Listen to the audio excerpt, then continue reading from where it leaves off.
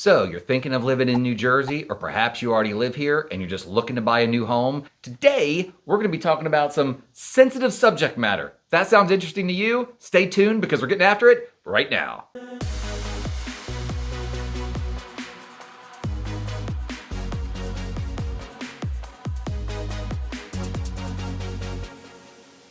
If this is your first time to the Living in New Jersey channel, please feel free to click the subscribe button, tap the bell for notifications so you can be one of the first people to be alerted to the ever-changing and sometimes complex real estate market of New Jersey. My name is Matthew Williamson. I'm a luxury agent here in New Jersey, and the team and I on the daily get emails, phone calls, text messages, the whole ball of wax, folks. We get a lot of communication for people searching for a home, hoping to be turned in to what you see around me.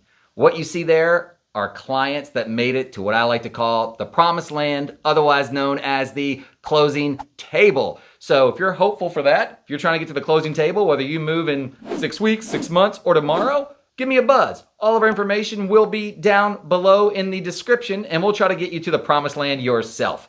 Today, I have a very special person with me, my preferred legal representative here in the state of New Jersey for real estate. And today we're going to cover some sensitive, maybe subject matter after she introduces herself. Thanks, Matthew. My name's Gretchen Olig. I'm an attorney at Phelan, Franz, Olig, and Wegbright. Part of our practice is doing residential real estate transactions, and I'm happy to be here today. Excellent. With you. I appreciate it. Talk I am about too. some sensitive subject matter. Sensitive subject All right. matter. And you've been an attorney for a little while, haven't you? Well, you're never supposed to ask a woman her age. No, but I meant just how long you've been an attorney. Not Over 20 years. How's that? See, folks? Look at that. That's a very savvy way. I would never ask a woman her age. I would never do that. Sorry, Mom, if you're watching. So the sensitive subject matter we're going to talk about today, and I mean, you got a lot of people that sort of have different opinions on this, but it's the as-is clause. And truth be told, when I hear as-is, without fail every time, and I don't know why I think this, but I imagine like movies you would have watched with like a used car sales lot in the 1970s. Yeah. And like, you know, the car goes off the lot, the Yeah. hubcap rolls off, Right. and like you bought it, you own it. You got it. You got it. And that's kind of how I imagine it. But that is not necessarily... That's not what it means. It's not legally, at least. Legally. As is, to a point at least, I think, every home is as is. And I think it's even, there's writing in the contract. Right. And I think it gets confused to where people, and unfortunately misleading sometimes. You know, because you prepare the standard broker's contract, and when a buyer makes an offer, that first offer is on that standard broker's contract. It has a clause in it that says this sale is, air quotes, as is, right? As is. Yeah. So what does that mean? From a legal perspective, all it really means is that the seller has no obligation to make any repairs. I am selling you this home as is, but it's always subject to the buyer's right to do an inspection. Even though the house is as is, a buyer has the right to bring in inspectors, to do a home inspection, to do a termite or wood destroying insects inspection, to test for radon, to do a scan for underground tanks, to test the sewer, and you know, the miscellaneous inspections that a buyer would want to do. This is the biggest investment of their life. Yep. So of course it's really important to do that. And even though the home is as is and the seller has no obligation to fix anything, if a buyer finds a substantial material defect during the inspections and the seller doesn't fix it, what can the buyer do? They can leave the transaction and they can get their deposit back.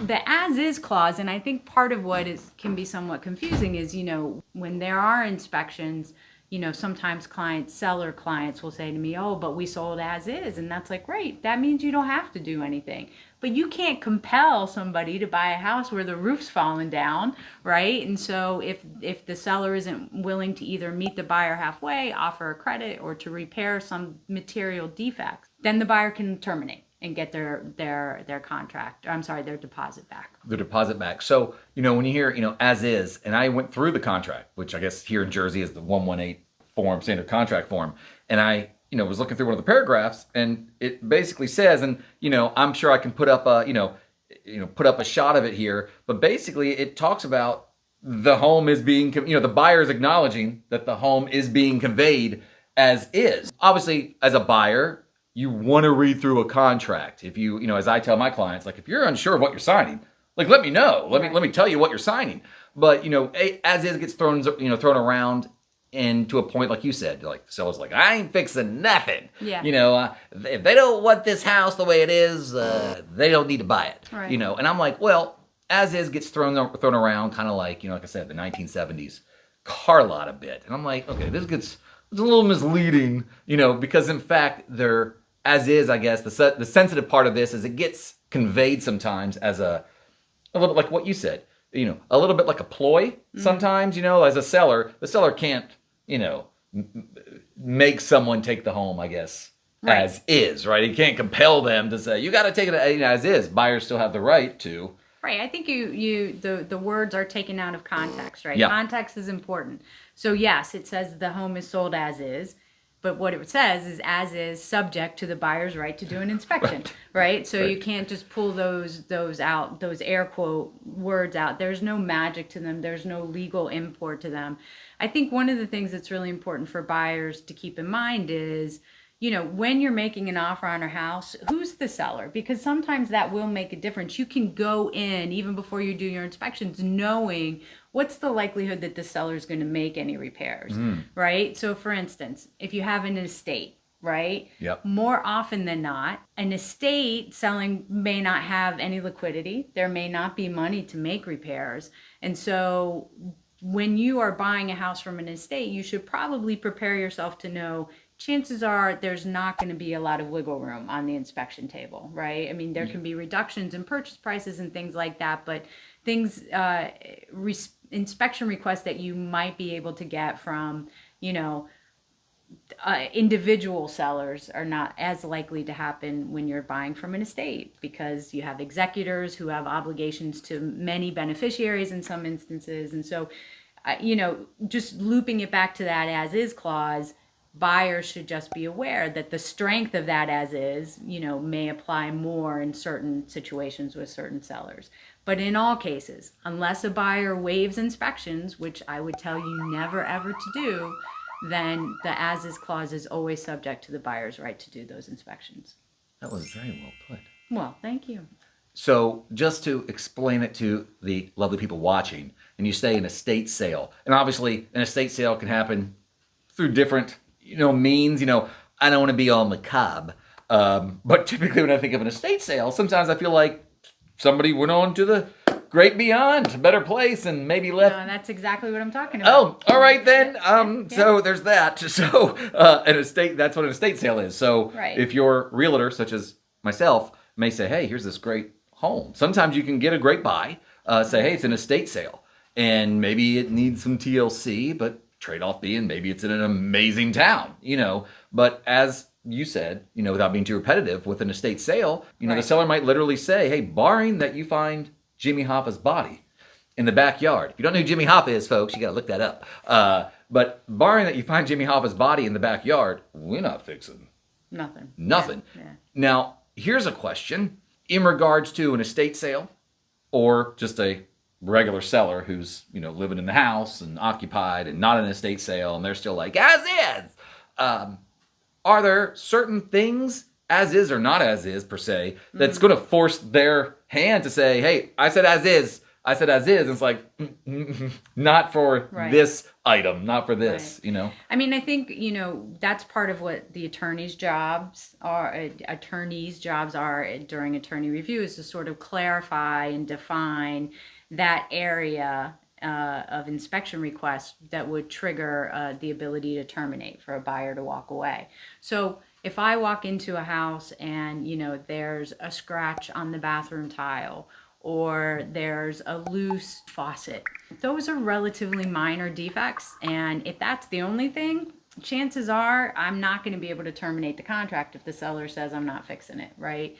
But whenever you sort of wade into those defects that are safety issues, they're structural issues, they're environmental issues such as mold or radon or an underground tank, those are deal breakers, right? And so if you, not always, so I don't want to be categorical, but in most cases, those are the types of defects that would trigger a seller's obligation either to fix it, offer a credit for it, or refuse, in which case the buyers could walk away. This is the area of real estate transactions that can be a little frustrating because the inspection negotiation is sort of a negotiation within the larger negotiation. I always view it, and I'll typically tell a client of mine, like, this is round two. Right. I hate to say that, but it kind of is. And, obviously, without segueing too much, we see offers come in where the home price, the asking price is here,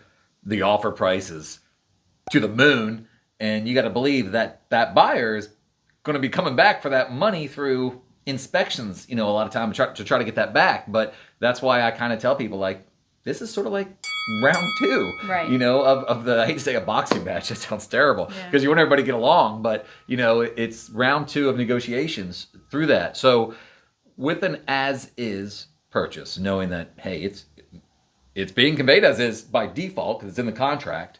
Obviously, a seller trying to also convey, we ain't fixing anything.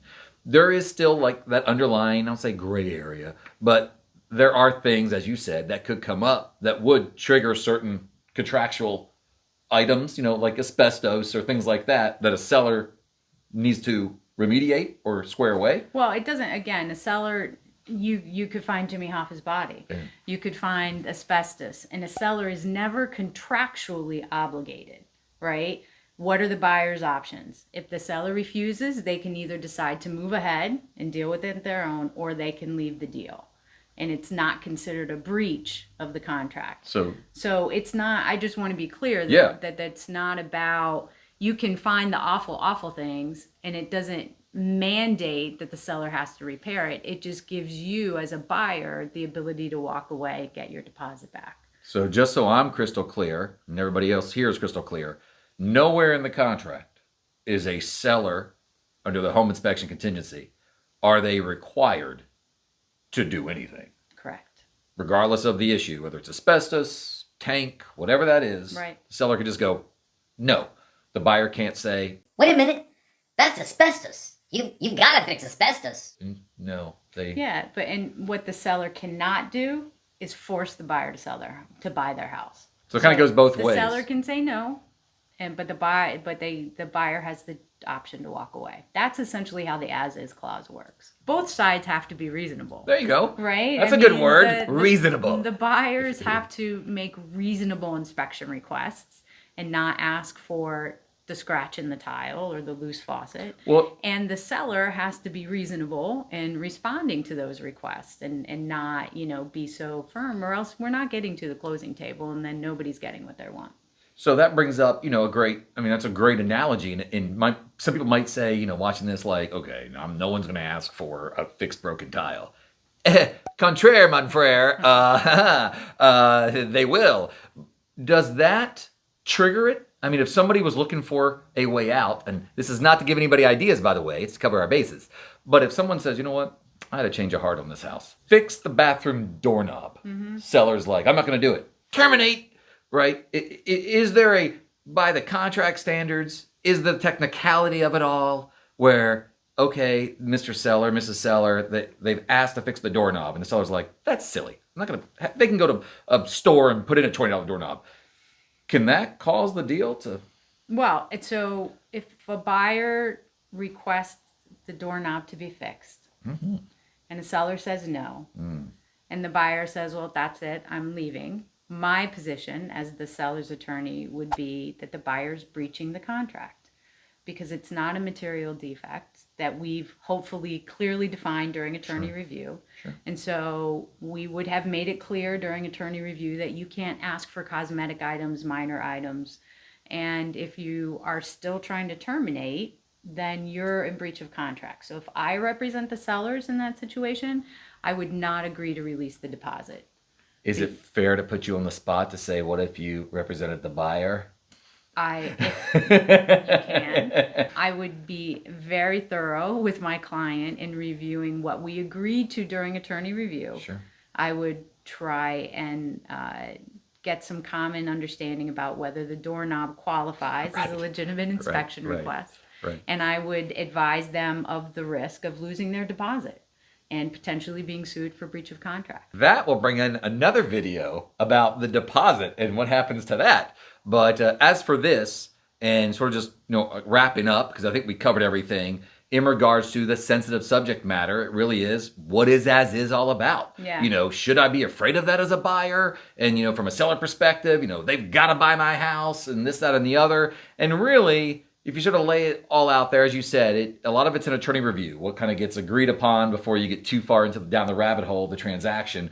But really, if you're really clearing it up and wind it all back, and hopefully I'm not wrong on this, is that out of the gate, when the buyer's signing a contract, it says in the contract, either way, it says as is anyways. Buyer, you are acknowledging that this property is as Yeah, but is. Attorneys don't often get involved until there's a signed agreement. Yep. So part of it is the agent's obligation to make sure the buyer understands that. And if you represent the seller, to make sure that the seller understands it says as is, subject to the buyer's right to do their inspections. Right? Indeed. So hopefully every agent is as good as you in preparing their clients before they even come and get to me. Well, I try. I appreciate that. I do. Do we feel like we've covered our bases with the as is? I do. Nothing else. Nothing else. to say. All right. Well, thanks for watching, folks. Once again, if this is your first time to the channel, or even if it's not, feel free to click the subscribe button, tap the bell for notifications so you'll be alerted to awesome videos like this. Our information will be down below in the description. And once again, thanks for watching. Thanks for tuning in, and I'll see you around the block.